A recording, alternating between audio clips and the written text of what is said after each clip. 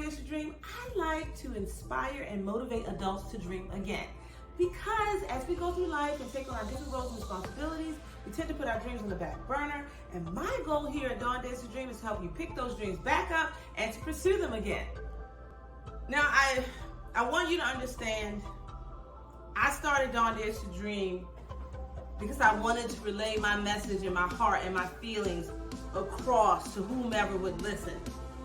It can be difficult getting your closest family and friends to understand the way that you believe and when you try to express it and share it.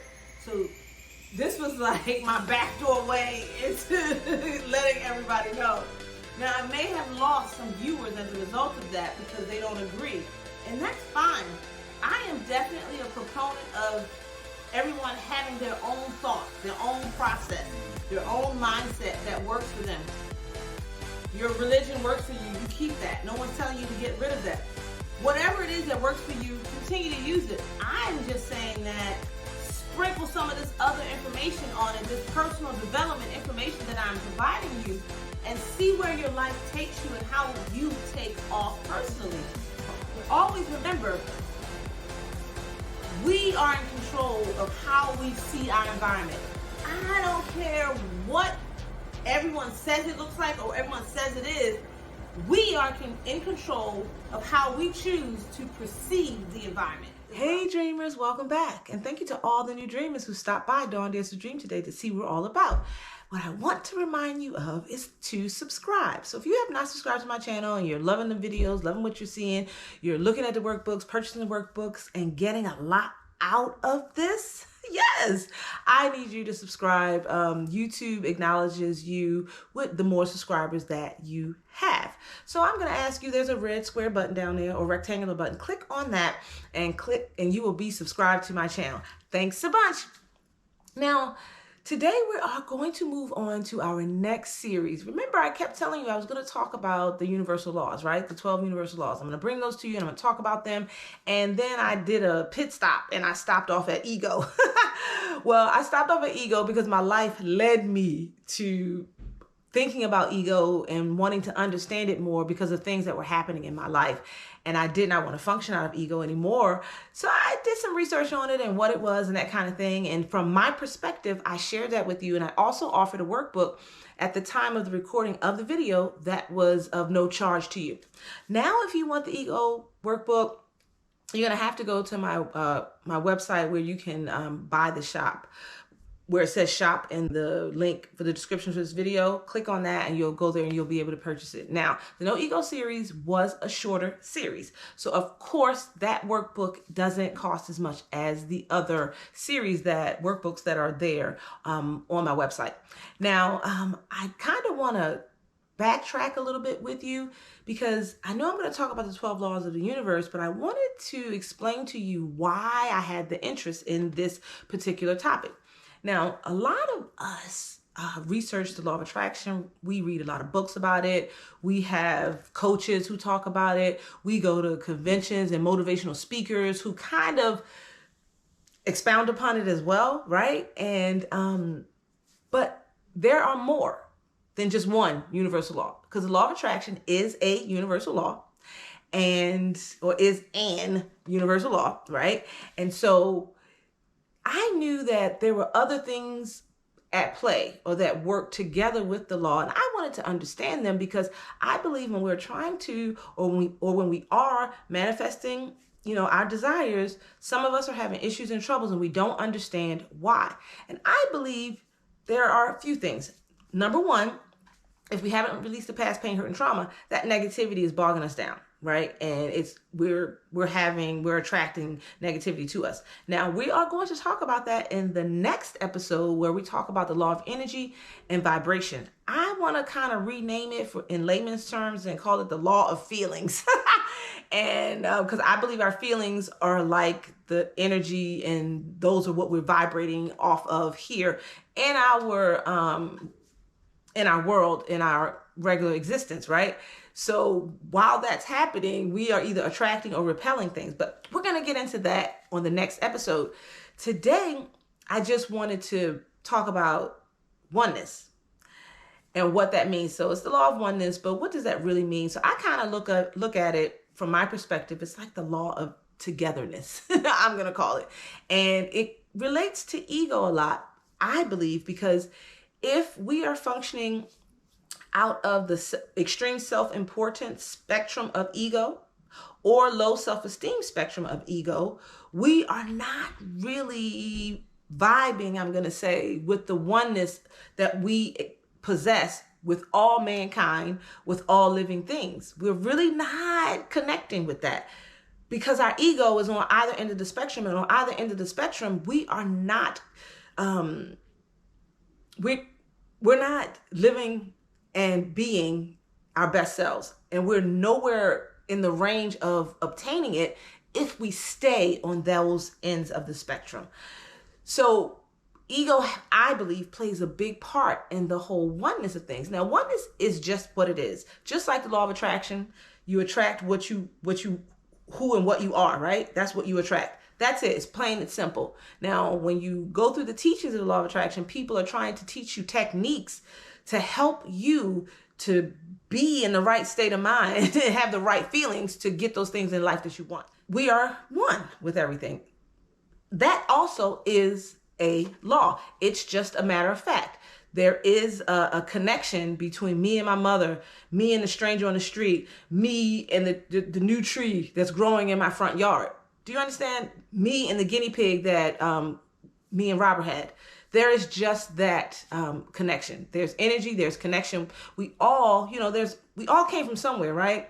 And most of us kind of believe, even on a metaphysical level, even I'm going to say on a religious level, even people who believe kind of spiritually, we all come from one thing. Whether you believe that it was some higher power divinity that created us, or even if you believe the universe just kind of evolved. But we all still come from one source. No matter which source you believe you come from, we all come from one source. So if we come from one source, we are one. Now, we may not be functioning this way, but that's because we're mankind. We walk this earth functioning out of our feelings and about our experiences and how we feel the world has impacted us. Then we project that back out into the world. So if we feel disconnected, it's because that's the choice that we made in our human form. We've made the choice to be disconnected, but we are all one. So I wanted to give you some examples of like what I feel oneness is. I have an extreme level of empathy, okay? And it connects me to the people that I meet. I've tried to throw it away. I try to turn it off. It just exists. Now, I did not know I had an extreme level of empathy before. It's as I've aged and gotten older and done some readings that I have realized this, right? Now, when I was younger, I can tell you every job that I had, I would go and people just felt like they already knew me. They always felt like I've worked on the job longer than I have. I always fit in very smoothly, well, no kinks. It just works. And I never understood why. Men that I've dated, the majority of the men I've dated, we're still cool. I mean, if we come in contact with one another, I have one, he was my first boyfriend. We actually still talk on occasion. I mean, we don't talk every day. We don't even talk every year. But I have his number, and sometimes he'll call me or text me, and I'll do the same just to check up to see if he's okay. Now, I believe that these connections are there. Now, again, some people in church will call them soul ties or whatever they want to say. I don't necessarily think in that vein. I believe that we're all one, and there is a level of connection that I possess with anyone that I know and meet in my life. And it doesn't have to be in a romantic relationship. That connection always exists. And it's like my friends, we can drop off the board and then come back and then we start right where we left off. There isn't we don't feel like there's a gap in time. Of course there is, but it doesn't feel like there is. So I have this natural ability to connect with individuals on a level. Now, I don't have a natural ability to connect with animals. I ain't gonna lie to you, I'm scared of them. But all of us, all things, we come from the same source. So we're all one. Now, where I'm going with this is, if we're all one, then we should be treating each other a lot better than what we are. And I'm talking about just locally, your family members, the friends that you have. How often are we calling and checking on them to see if they're okay? Are we, getting together? And I get, we've had the pandemic, but as things ease up, how often are we meeting and getting that human connection that we so desire and need? Are we really taking care of one another? Are we at least calling to see how everyone's doing? What are we doing to make sure that our fellow man that's right in our circle, in our realm of influence, is okay? How are we doing that? I can say for me personally, every so often, especially during the high levels of the pandemic, I would text my friends, not a lot, but I would text them and ask them how they're doing. Is everything okay? Just checking in. Because I realized that I wasn't getting checked in on either, so they may not be either. So instead of taking the stance, well, they haven't called me, I'm not calling them. No, that's that ego. That's that bad ego thing. Super self-importance, right? Maybe life is happening and people just haven't had the time. But if you have the thought, stop and take the moment and take the time to reach out, because you never know what someone needs at any moment. And that little call or that little text just might brighten their day and give them the energy they need to keep moving. But like I said, if we're all one, we should love ourselves and we should love our neighbors. If you're a Christian, I think the Bible talks about that. I don't know much about other religions, but I'm quite sure they talk about that as well. Being one impacts us every day. We're either going to embrace it and accept it and really figure out how to be that team player and interact with people in the best manner from our best selves, looking at their best interests as well as ours. To me, that's a part of the whole oneness thing. Now, remember, oneness exists whether or not we acknowledge it. It's out here. What I am saying is, how do you begin to realize it and connect with it so that it can be a blessing in your life? That's what the whole goal of this is. Because remember, I have been on this path of understanding and learning the law of attraction and implementing it in my life. But I needed to understand how the other laws interact with that. So I believe that the oneness law is here to let us know that the more that we acknowledge that we are all one, we will acknowledge that, and the more that we acknowledge that we are connected to all things, the more we realize everything that we need and desire and want is already here because we're one. Yeah, you get it? So that's where I'm going with this. And I will do this with each law that we take a look at. I will think about it, I will reread about it, and then I'll come to you from my perspective, because a lot of the books out here are not, they're on that metaphysical level, and speaking a language that most people don't understand or may be repelled by. And I believe that because we all are one and everything really is the same, how can I break down the knowledge that I have possessed to share it with you?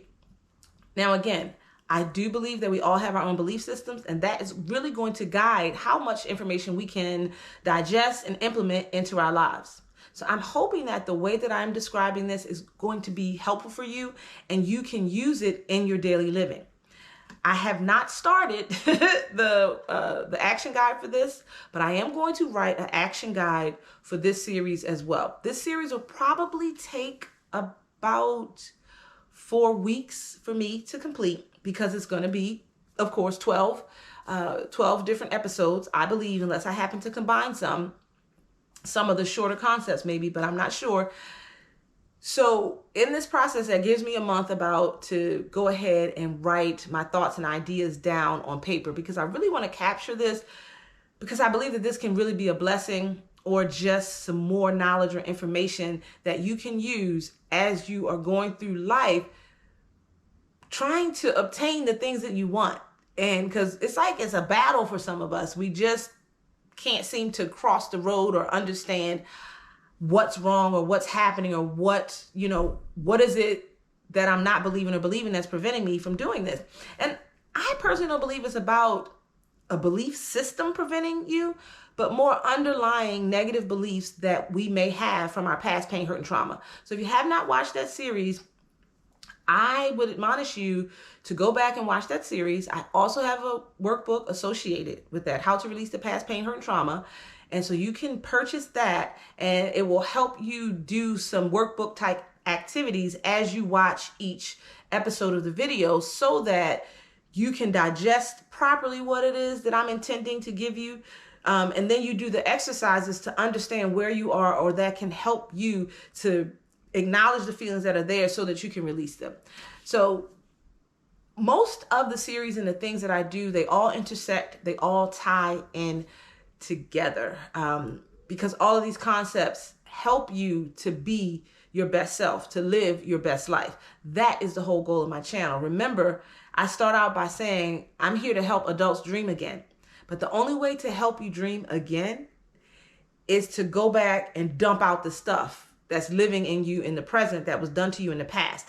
Because you can't keep carrying the past with you in the present, because if you do and it's negative, you're never going to go to the next step in the future. You're going to stay in this cycle. Now, there is a law that talks about like the cycle of things, and I can't wait till we get to that so that I can share more.